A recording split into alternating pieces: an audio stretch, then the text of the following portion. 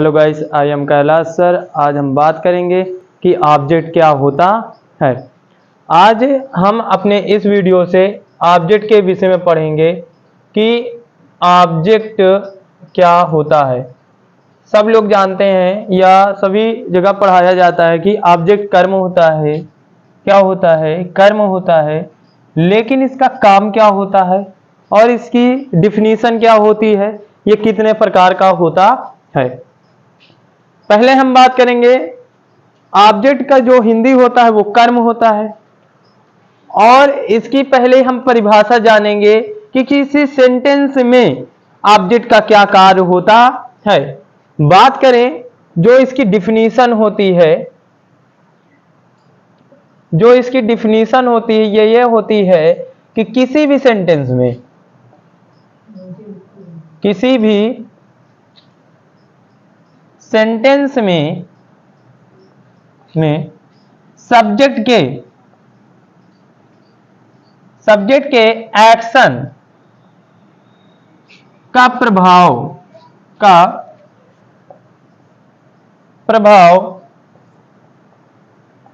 जिस शब्द पर पड़ता है, जिस शब्द पर पड़ता है उसे ऑब्जेक्ट कहते हैं। क्या कहते हैं? ऑब्जेक्ट कहते हैं। हम बात करें, हमने कहा जो ऑब्जेक्ट की डिफिनीशन होती है। पहली बात तो ऑब्जेक्ट का हिंदी कर्म होता है, और ऑब्जेक्ट की डिफिनीशन ये होती है कि किसी भी सेंटेंस में सब्जेक्ट के एक्शन, जो सब्जेक्ट का कार्य होता है, का प्रभाव जिस शब्द पर पड़े उसे क्या कहते हैं? उसे ऑब्जेक्ट कहते हैं। उसे क्या कहते हैं? ऑब्जेक्ट कहते हैं। जैसे देख लेते हैं, आई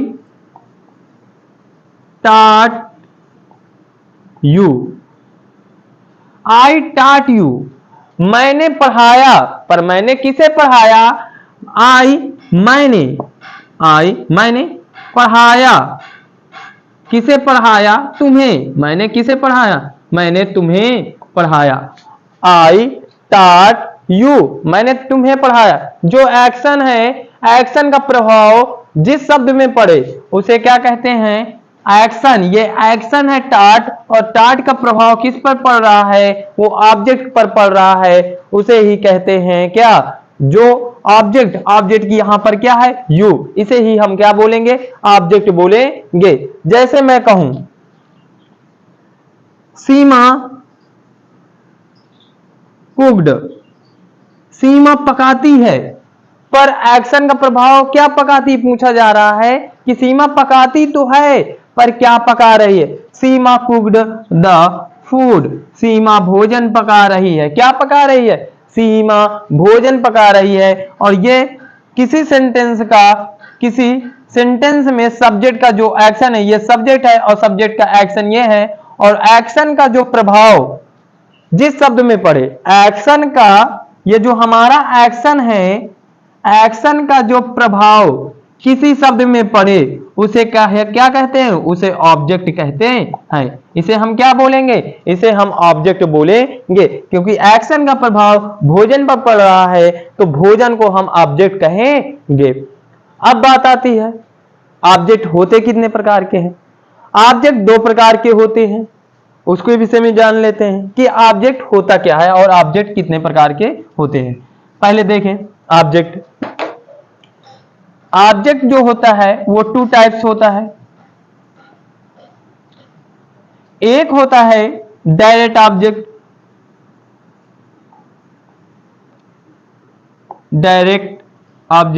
और एक होता है इनडायरेक्ट ऑब्जेक्ट।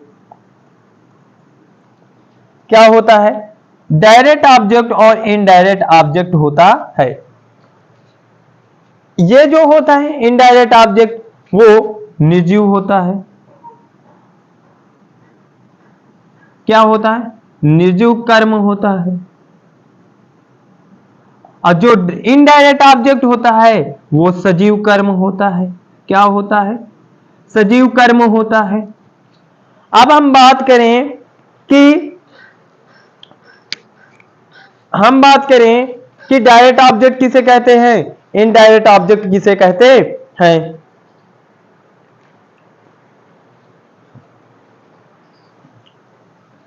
इसको क्या बोलेंगे, डायरेक्ट ऑब्जेक्ट की जो हिंदी होती है वो प्रत्यक्ष कर्म होता है। कौन सा होता है, प्रत्यक्ष कर्म होता है। और इनडायरेक्ट ऑब्जेक्ट अप्रत्यक्ष कर्म होता है। क्या होता है, अप्रत्यक्ष कर्म होता है। ये तो हो गई इनकी हिंदी।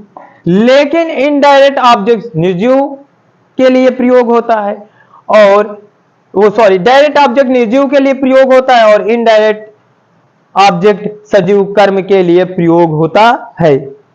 अब हम वाक्य में देखेंगे, पहले इनकी डिफिनीशन देख लेते हैं कि इनका प्रयोग होता तो है निर्जीव के लिए, पर किन अर्थों में होता है। कैसे हम जानेंगे कि इनका प्रयोग निर्जीव में होता है और सजीव में होता है, हम देख लेते हैं एक एक बात करें, देखते हैं। पहले हम देख लेते हैं डायरेक्ट ऑब्जेक्ट।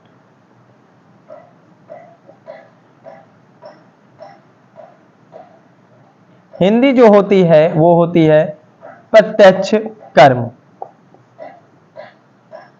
कर्म क्या होती है, प्रत्यक्ष कर्म। वह शब्द, वह शब्द जो क्रिया या एक्शन से प्रभाव पड़ने पर क्या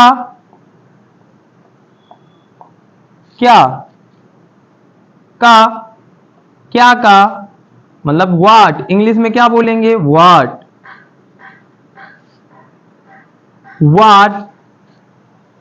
किसका, वह शब्द जो क्रिया से प्रभाव पड़ने पर क्या का स्वर, क्या का अर्थ दे, उसे क्या कहते हैं, उसे डायरेक्ट ऑब्जेक्ट कहते हैं। उसे क्या कहते हैं, उसे डायरेक्ट ऑब्जेक्ट कहते हैं। वह शब्द जो क्रिया में एक्शन से प्रभाव डालने पर क्या मतलब व्हाट का अर्थ दे, उसे डायरेक्ट ऑब्जेक्ट कहते हैं। एग्जाम्पल में देख लेते हैं, जैसे आई एट, मैंने खाया। अगर मैं कहूं मैंने खाया तो दूसरा व्यक्ति पूछ लेगा कि तुमने क्या खाया, जिसमें क्या है, क्या का अर्थ दे, क्या का अर्थ दे, उसे डायरेक्ट ऑब्जेक्ट कहते हैं। मैंने खाया तो पर क्या खाया, I food, I ate food, मैंने भोजन खाया। अगर बात करें ही रीड, उसने पढ़ा, पर कोई व्यक्ति है या टीचर है पूछ लेता है, लेकिन तुमने पढ़ा क्या शब्द आ रहा है, क्या आ रहा है, क्या उच्चारण आ रहा है, तो तुमने पढ़ा क्या, आई, मतलब मैं बोलूंगा या वो मैं हूं। अगर मैं किसी से पूछ रहा हूं, उसने कहा कि मैं पढ़ा, तो मैंने उससे पूछ लिया कि तुमने पढ़ा क्या, तो वो कहेगा कि ही read English, he read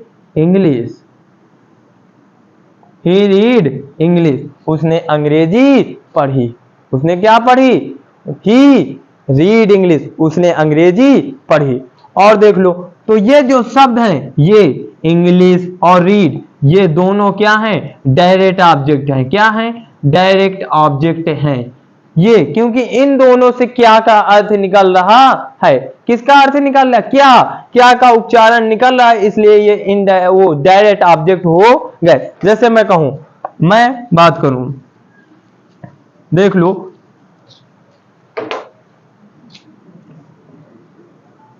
you plugged, मैं बात करूं, यू प्लग्ड, तुमने तोड़ा, पर क्या तोड़ा, तुमने तोड़ा तो पर क्या क्या शब्द आ रहा है, क्या तोड़ा, व्हाट इज क्या शब्द जिसमें निकले, जिसका अर्थ क्या हो, क्या का अर्थ हो, वहां पर क्या होता है, डायरेक्ट ऑब्जेक्ट होता है। You plugged the mangoes, you plugged the mangoes, mangoes, तुमने क्या, आम तोड़े, तुमने आम तोड़े। तो ये जो यहां है वो क्या हुआ, ये डायरेक्ट ऑब्जेक्ट हो गया। ये क्या है, ये डायरेक्ट ऑब्जेक्ट है। ये क्या है, ये डायरेक्ट ऑब्जेक्ट है। जैसे हम बात करें इन सारे और देख लेते, जैसे सी टाट मी, सी टाट मी, उसने मुझे पढ़ाया, उसने मुझे पढ़ाया। पर क्या पढ़ाया, हिंदी पढ़ाई, अंग्रेजी पढ़ाई, मैथ पढ़ाया, क्या पढ़ाया, अंग्रेजी इंग्लिश पढ़ाई कि मैथ पढ़ाई कि हिंदी पढ़ाई, पर उसने क्या पढ़ाया, क्या शब्द उठ रहा, उसे ही डायरेक्ट ऑब्जेक्ट कहते हैं। सी टाट मी, उसने मुझे पढ़ाया, क्या पढ़ाया, उसने मुझे हिंदी पढ़ाई, क्या पढ़ाई, हिंदी। सी टाट मी हिंदी। तो ये जो हिंदी हो, इसमें क्योंकि ये जान नहीं है, ये निर्जीव है, क्या है, निर्जीव है, ये क्या हुआ, ये डायरेक्ट ऑब्जेक्ट हो गया। ये क्या हुआ, ये डायरेक्ट ऑब्जेक्ट हो गया। हमने पहले ही बताया, जिनमें जान ना हो, क्या ना हो, जिनमें जान ना हो उन्हें क्या कहते हैं, डायरेक्ट ऑब्जेक्ट, और जो प्रत्यक्ष कर्म हो उन्हें ही डायरेक्ट ऑब्जेक्ट कहते हैं। दूसरी बात समझेंगे दूसरा से, ये अगर नोट बताएं कि वह शब्द, वह ऑब्जेक्ट, वह ऑब्जेक्ट जिस में जान ना हो, क्या ना हो, जान ना हो, वह शब्द, वह ऑब्जेक्ट जिस में जान ना हो, मतलब क्या हो, निर्जीव हो, निर्जीव हो, वो क्या कहलाता है, वो डायरेक्ट ऑब्जेक्ट कहलाता है। अब हम बात करेंगे इनडायरेक्ट ऑब्जेक्ट किसे कहते हैं, देख लेते हैं। इनडायरेक्ट ऑब्जेक्ट,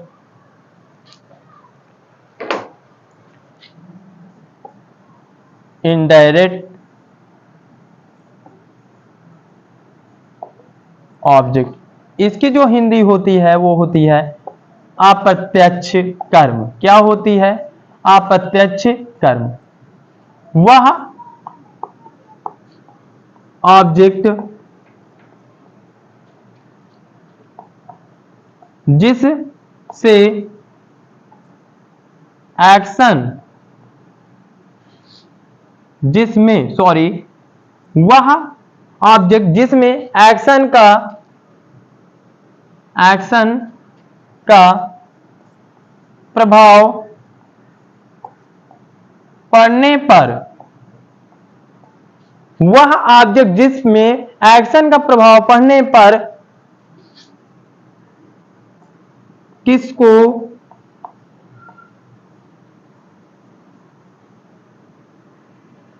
हूं, किसे,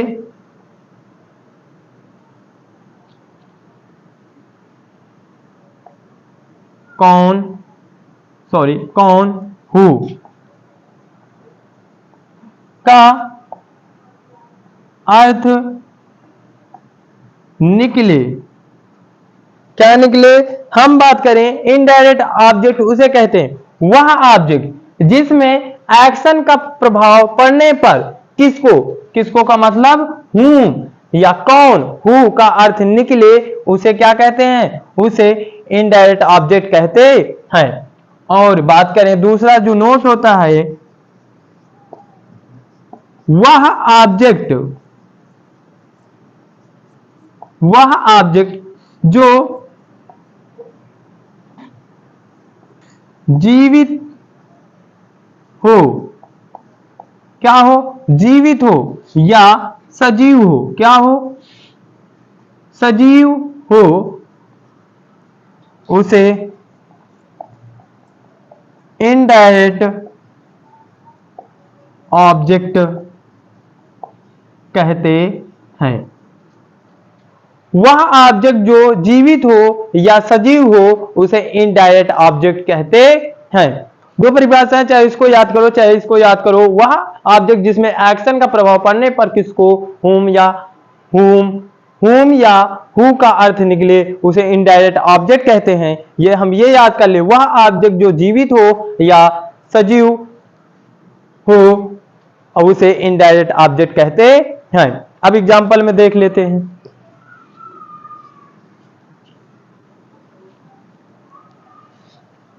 एग्जाम्पल में देख लेते हैं। जैसे बात करें, आई बीट, मैंने पीटा। आई बीट, मैंने पीटा, पर किसको पीटा? कौन था जिसे तुमने पीटा? किसको? ये कौन था जिसे तुमने पीटा? आई बीट यू, मैंने तुम्हें पीटा। तो यू क्या हुआ? यू हो गया इनडायरेक्ट ऑब्जेक्ट। क्या हुआ? इनडायरेक्ट ऑब्जेक्ट हो गया। मैंने किसे पीटा? मैंने तुम्हें पीटा। तुम्हें, जैसे और देखो, जैसे मैं बात करूं, जैसे राम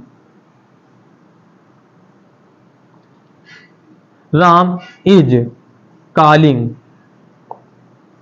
राम पुकार रहा है, पर किसको? राम किसको पुकार रहा? किसी वस्तु को तो नहीं पुकारेगा कि वस्तु को पुकारे। वस्तु को पुकारेगा तो वस्तु की जान थोड़े है कि वो चली जाएगी। किसी मनुष्य को पुकारेगा जिसके जान हो। क्या हो? जिसके जान हो। Ram is calling me, Ram मुझे पुकार रहा है। तो ये क्या हुआ? ये इनडायरेक्ट ऑब्जेक्ट हो गया। क्या हुआ? Indirect object. हमने बताया कि जिसमें जो जीवित हो या जो सजीव हो उसे इनडायरेक्ट ऑब्जेक्ट कहते हैं। Ram is calling me, Ram is calling me. और देखते हैं, जैसे मैं कहूं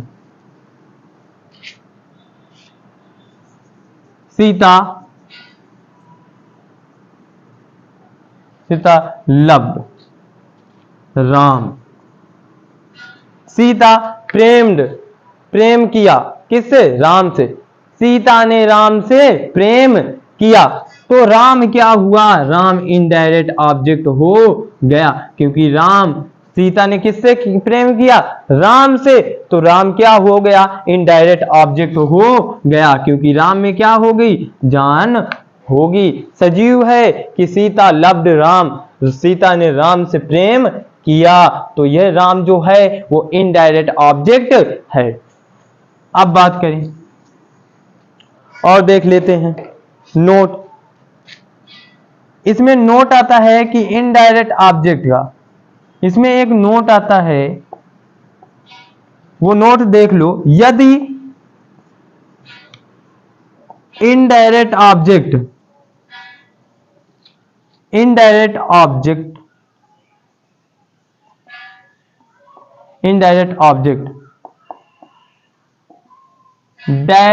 ऑब्जेक्ट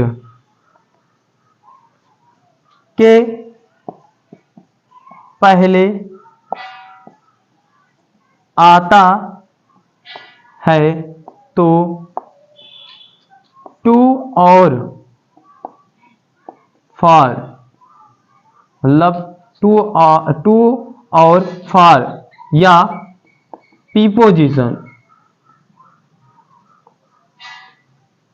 प्रीपोजिशन का प्रयोग नहीं होगा। नोट ये है, यदि इनडायरेक्ट ऑब्जेक्ट डायरेक्ट ऑब्जेक्ट के पहले आता है तो टू और फॉर या प्रीपोजिशन का प्रयोग नहीं होगा। जैसे अभी हमने बताया, द टीचर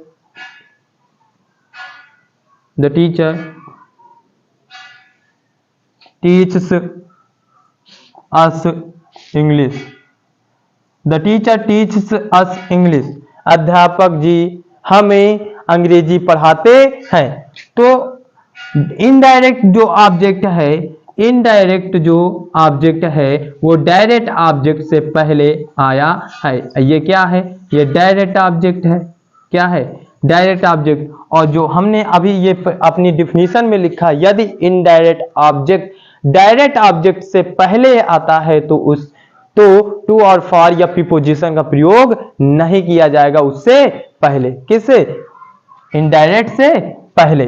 तो यहां पर हमने किसी भी तरह का कोई प्रीपोजिशन का प्रयोग नहीं किया। अगर क्या? डायरेक्ट ऑब्जेक्ट इनडायरेक्ट ऑब्जेक्ट से पहले और एक वाक्य में दो ऑब्जेक्ट हो। क्या हो? ऐसे ही नहीं प्रयोग कर देंगे जब एक सेंटेंस में दो ऑब्जेक्ट हो। और दूसरा नोट देख लो, दूसरा नोट क्या कहता है? दूसरा पॉइंट जो या नोट कहता है, यदि इनडायरेक्ट ऑब्जेक्ट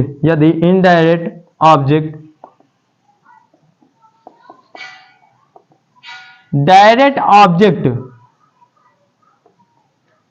ऑब्जेक्ट के बाद में है तो टू और फॉर का प्रयोग किया जाएगा। अभी हमने पहले वाले पॉइंट में यह बताया है कि अगर इनडायरेक्ट ऑब्जेक्ट डायरेक्ट ऑब्जेक्ट के पहले है तो टू और फॉर का प्रयोग नहीं किया जाएगा।